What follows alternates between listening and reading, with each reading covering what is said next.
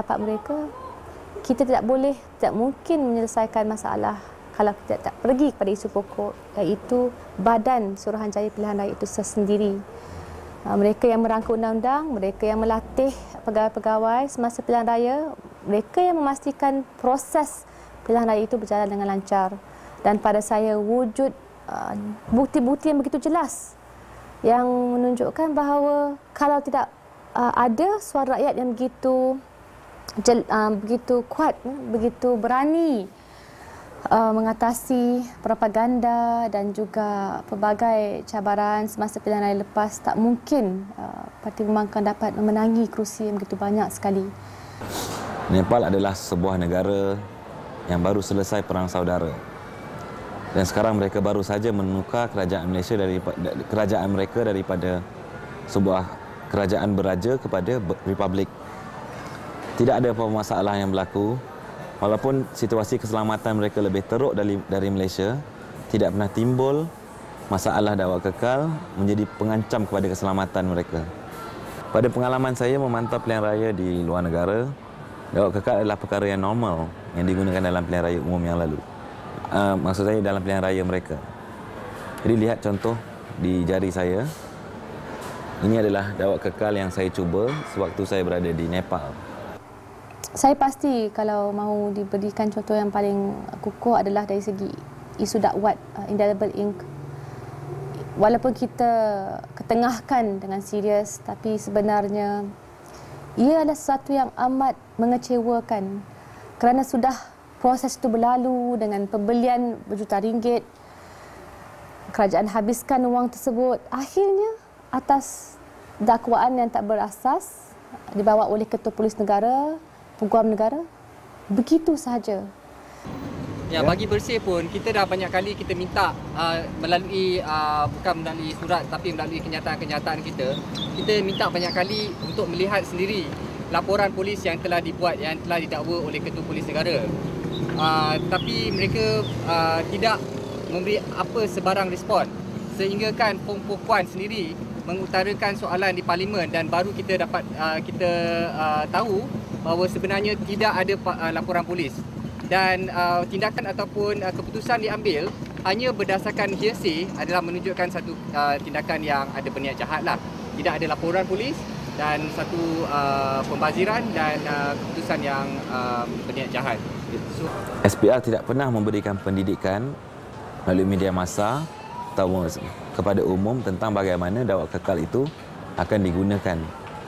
Kerana dakwa kekal adalah benda baru kepada rakyat Malaysia, jadi pendidikan yang menyeluruh diperlukan ke seluruh negara agar rakyat faham.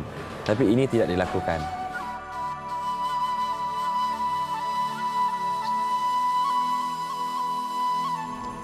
The Foundation is very pleased to be working with Afghan colleagues and organizations on the presidential election process. And when that's finished, we'll be moving into work again with Afghan colleagues on the National Assembly election process. That election or series of elections will be more difficult and more complicated than the presidential election because it'll involve elections on a national basis involving a whole range of different political parties for a whole series of different elections. Provincial elections, local elections, National Assembly elections. So this will be challenging for any organizations and entities involved in this process. Once those elections are finished, as the Foundation looks at things that it might be able to support that would be useful in the process of democracy and governance, we'd be looking at programs related to local government as a result of the elections that are scheduled for 2005. We'll also continue to work on higher education, trying to support programs across the country with higher education institutions that will help to produce qualified graduates who can get involved in a range of things related to the democratic process and everything else that people would get involved in this country. The whole issue of rule of law continues to be a critical issue in Afghanistan. The Foundation would hope and expect to be involved in that process as we are now. Everyone knows that democracy depends upon information. Information depends upon a media that is independent, objective, and can produce quality information to inform citizens. The Foundation has been working on programs in the area of media, and we would hope and expect to extend and expand the program support we provide for a number of organizations involved in the media. Apabila demokrasi itu tidak dapat dilihat, dirasa dan dihayati oleh sesebuah negara dan rakyatnya.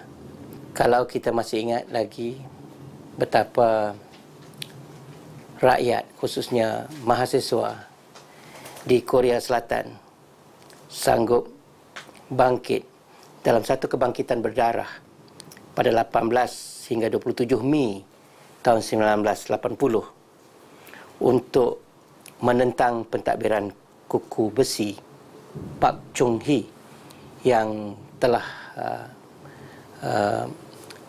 memenjarakan, yang telah menyiksa, yang telah menghilangkan kebebasan kepada rakyat Korea Selatan.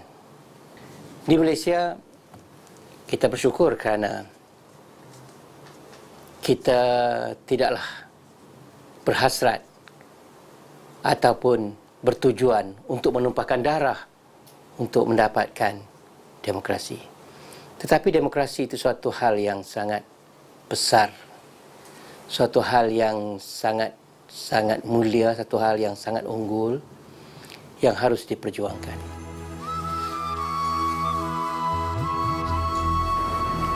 Betul lah apa yang kita semua rasa kan. Memang salah kerajaan sebab dia orang mempunyai kuasa kan. Dia orang mempunyai kuasa, mempunyai mandat daripada rakyat untuk mentadbir negara ni. Tapi rakyat juga salah lah. Sebab kenapa kita terlalu lama baru kita nak buat perubahan. Sebab kita dah tengok setiap hari, penyelewengan, corruption. Tapi kita sampai dah tahap, corruption, okay. Sampai tahap dah kita reseptif dah terhadap benda tu, walaupun benda tu sebenarnya salah. Dan salah tu terlalulah besar. But the fact is, politics affects everybody. The fact that the price of your petrol, the price of your cigarette, the fact that you're driving on the left or on the right-hand side of the road, the fact that litter, rubbish in Malaysia is half the time is such a dirty country because we don't take care of our litter properly. We have no proper waste management system. We have a lot of problems. So, and most of these problems come back to politics, and voters have no idea how they're going to influence policy. What we have at the moment is people saying, just vote me and everything will be fine. Vote me because of ethnic background, I will take care of you because I'm of the same ethnic composition, or I'm of the same religious composition. I think this is very impoverished. Saya rasa sangat terkejut sebab pada mulanya the deal was okay, kita cuba, it's a good momentum, tak menang pun tak apa, kita cuba kan. Itu yang semua orang ada sebab it was unexpected lah. So masa kita campaign pun kita pun macam dah tanam dalam jiwa kita macam okay, kita do the best, apa yang jadi nanti tak apalah, kita serahkan pada Tuhan je lah kan. Tapi bila dah tiba-tiba menang macam oh my god, against Shahrizad. Sebab saya ingat lagi ada beberapa orang lah cakap Nurul Izzah lawan ni political suicide, that kind of comments. Alah ni nak menggunakan nama ayah dia je tu. Alah memang nak lawan Shahrizad takkan menang lah. That kind of perspektif yang orang bagi kan. Tapi kita pun tak apa, whatever, tak apa. Kita try. It's a good momentum. It's a good start for her to be involved in politics. Tapi bila dah menang tu macam oh my god, things can change. Bila kita rasa macam sebenarnya boleh sebenarnya. Walaupun dalam kekangan, walaupun dalam dominasi kerajaan yang susah kita nak tembus. Tapi still the power of the people tu saya percaya lah kan. Boleh juga membawa kemenangan. Walaupun dalam keadaan yang ekstrim lah orang cakap kan. Macam banyaknya penipuan, banyaknya cubaan-cubaan untuk menipu dari segi ketulusan pilihan raya. Tapi still we can win. So saya rasa satu fenomena yang sangatlah pelik tapi benar. Saya nak sebut di sini. Semasa ayah dipecat dahulu pada tahun 1968, kami sekeluarga bangun. Dan kami bangun disokong bukanlah oleh para pimpinan yang kaya raya, bukanlah oleh para menteri, tapi disokong, dibantu oleh rakyat jelata, rakyat bawahan yang tidak mempunyai pangkat atau kuasa. Kerana itu, Saya berjanji semangat yang saya tunjukkan semasa membela ayah mahu ayah dibebaskan, semangat itu juga akan saya perjuangkan untuk rakyat di Lembah Pantai. Jadi faktor isu nasional dan juga pada saya, mungkin mereka, saya ambil secara mudah yang datang ke ceramah saya, mungkin mahu mendengar anak Anwar bercakap lah macam mana nak mengambil pandangan dan first impression sebagainya. Tapi penting juga apabila mereka melihat, mereka mahukan keyakinan bahawa adakah kita, Parti Keadilan Rakyat, mampu membawa perubahan